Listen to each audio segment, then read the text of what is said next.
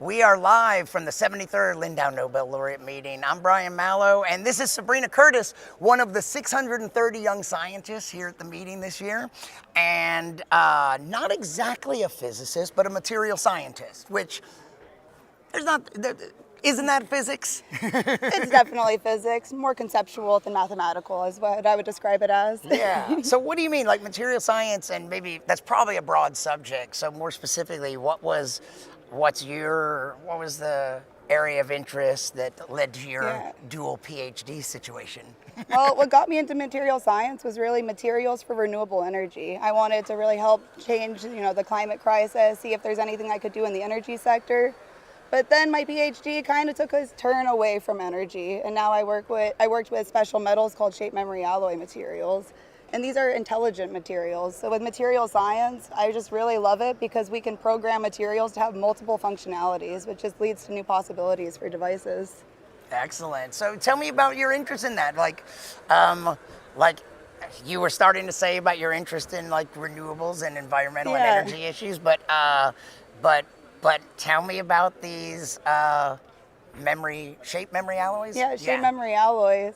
So for me, they're the most magical material in the world. I love them so much that I did a double PhD on the topic and then went on and started a company on them. But these are special metals that you can actually input a temperature or a stress and then cause them to change shape. And you can do this reversibly. So with this material, it's a really great way to build out actuators, medical devices, and I'm interested in applying them to some new applications, including like wearable electronics. Yeah? Like how would they function in wearable electronics? So I'm looking at them to be like a new substrate material or a new actuator material, because what's so amazing about these materials is you can really just apply a temperature to them and they'll spontaneously change to whatever shape you program them to. So then I use these really fancy geometries that allows these materials now to be in like a 2D format that can conformally bend to different curvatures of your body.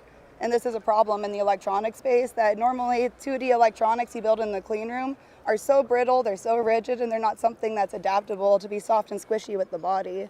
So I would say that this material is a perfect transition point between the electronics and then the squishy substrates. And what do you mean by programming the material? Because we're talking about, like, you showed me a couple examples of like something that sort of looks like a spring and some other little things. But when you say, since they have the ability to, like, you can deform them and then apply heat and they can return right back to their natural, but how did you program to a shape? What did you mean by that? So program is I would say it's the layman's term for annealing. So what we do is we take this metal, I put it into whatever shape I want, mechanically deforming it, and then we'll take it to a furnace and we'll anneal it 400, 500, 600 degrees to cause the crystal structure to now remember this macro shape that you put it in. So the best way to imagine it is, say we took a 2D shape and then we wrapped it around a sphere. We cooked that sphere. Now it's always going to remember the shape of a sphere. Excellent.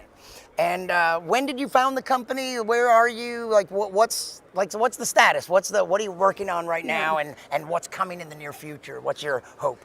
Yeah. So my PhD was. I finished my PhD in 2022, and then I finished the PhD in 2023 and started the company right before that, 2022. And it was with the goal to really start building commercial products with this material. But what was interesting in my PhD is I did everything using multi-million-dollar machines in a very expensive cleanroom environment, so very much academic research. So then I go to the corporate world and I say, hey, I want to commercialize this technology, and realize that the cost was just a non-starter for so many markets. So then with the company now, we kind of figured out a new, I would say, manufacturing technique for this material, so that way we could still build out all those great products I did in my PhD, but now at a really low cost, scalable kind of format, so we can actually get it into the hands of the world. Excellent. And what's the name of the company? Oh, and the company's called Khanjur R&D. Excellent.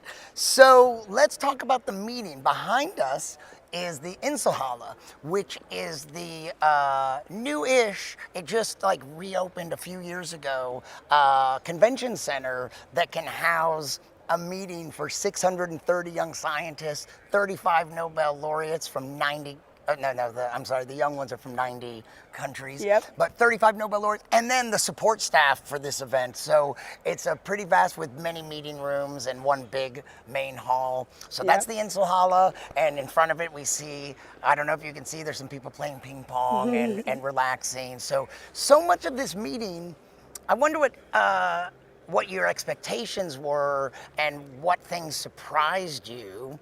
And before we get to that, I should say, you've been anticipating being here for 4 years. Like, because of this is the situation for some of the attendees here. About 100 of us. That you applied to come to the 2020 physics meeting, but because of the COVID pandemic, you're only finally getting to be here 4 years later. But 4 years ago, since we couldn't have a Lindau meeting, there were extensive virtual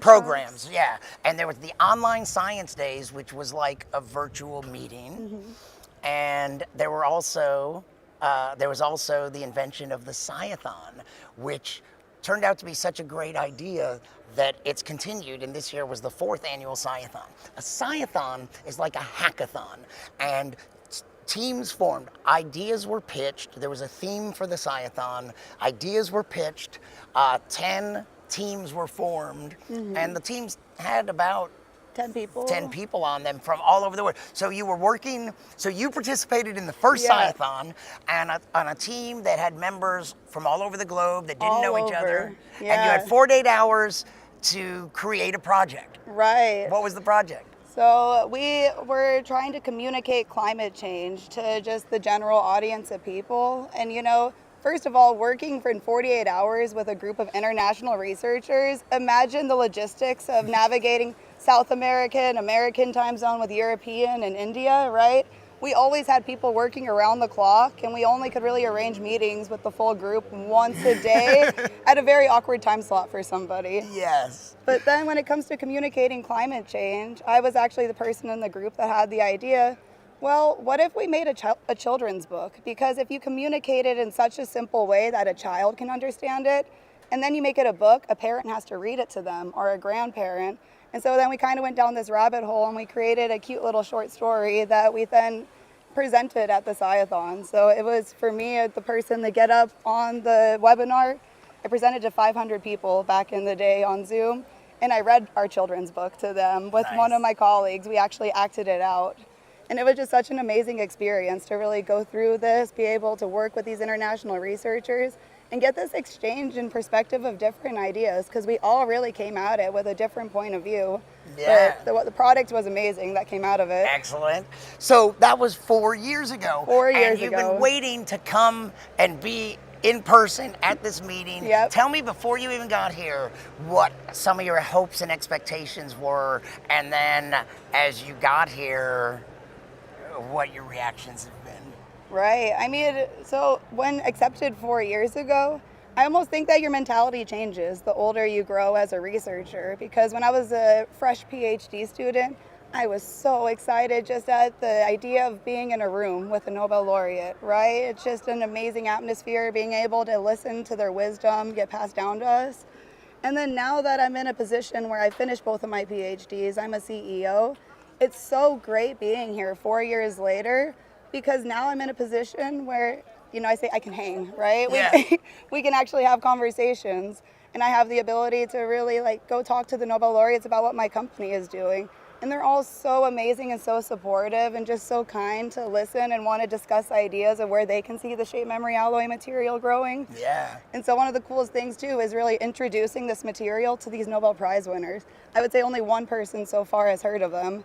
So it's always great to be able to bring some surprise to somebody who is, such an expert in their field. Yeah, and I want to hear about so far. So the meeting started with the opening ceremony on Sunday, and we've had, is today Wednesday? Yep. Monday, Tuesday, Wednesday. I want to hear about some of your highlights, and I already know some, we've already been talking a little bit. So tell me about a couple of your highlights this week. Well, I would say the first highlight, the American night, of course. We had a Texas party over here in the Insa Hall with a mechanical bull. Lindau is crazy. But then at this American night, it's just such a great time to get to meet other students that are here, right? So we got to do some line dancing, we got to go have some drinks together. It was just really great to have these exchange, both personally and professionally with the students. Sometimes when you have that kind of open atmosphere, it really just brings people out of their shell, and it gets you to get to know them in a much deeper level than you would just in a normal conference. People have different perspectives. Like, I like the way you said you got to do some line dancing, whereas somebody else might have said we had to do some line dancing. But I thought it was exciting. Yeah, like we're both Americans, and you're from Colorado. Yep. And that's where you're based now. Oh, no, No, you're in Maryland. Maryland is Yes, where my exactly, company is. where your Yep. company is. So, and you had a really nice interaction with one of the laureates. Yeah, actually today it was so awesome. I actually went up to Richard Henderson and asked if I could show him my material, tell him a little bit about my company. And then it just led into a natural one-on-one lunch, right? And that's just amazing about Lindau, that you can have this experience where you can casually go have a one-on-one lunch with a Nobel laureate. He drew in my little notebook for me some ideas we discussed about maybe where my material could be useful for his field of research.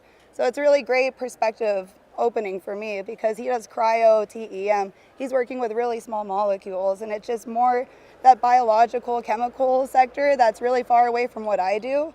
But then you get this exchange of ideas to really see how the cross disciplines can really cross, right? Yeah, that's really nice. Well, thanks for taking the time to talk to me for a little bit. Of course. And is there anything else coming up that you're looking forward to? There's still, wow, Yeah. Today's only Wednesday. We have all day Thursday and all day Friday where we're going to go to Malow Island. And Yeah.